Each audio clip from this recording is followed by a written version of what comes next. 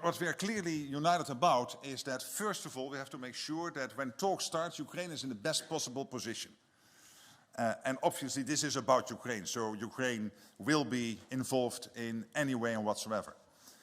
Secretary General, you have said repeatedly that Ukraine needs to be put in a position of strength. So there is, let's say, a path there where we have to make sure that talks are successful, and it is important that we get to a peace deal, and at the same time to make sure that Putin understands that the West is united, that Ukraine is getting all the support it needs to prevail. That is very important, but also that he understands that we will only conclude those talks when we are absolutely assured that the outcome can be sustained, that the outcome is enduring, is lasting. Behind Ukraine in this, what President Zelensky has said. He is a strong negotiator, he is very unpredictable, but in the end, if we want to get to a peace deal, we need him there, because he was the one starting this war of aggression against your country. So we have to make sure that we navigate those talks in a way that the outcome is such that it is clear to the whole world that there is a strong deal. I believe that Vladimir Putin really wants to end the war now. In Washington again, NATO committed to future NATO membership for Ukraine.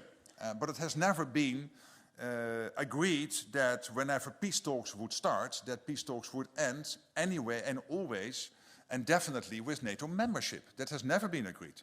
It could be, but it never was that clearly stated. Make Moscow and President Putin stronger, and it might lead to... The first one President Trump called after he was on the phone with Putin was President Zelensky. They talked for an hour. Tomorrow President Zelensky will meet with Vice President Vance. I will myself have talks tomorrow with President Zelensky in Munich.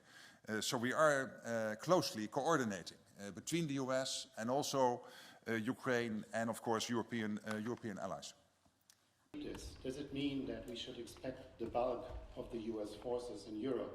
Let me begin by expressing my shock and sadness at the news coming out of Munich, where many people have been injured in what appears to have been a deliberate attack.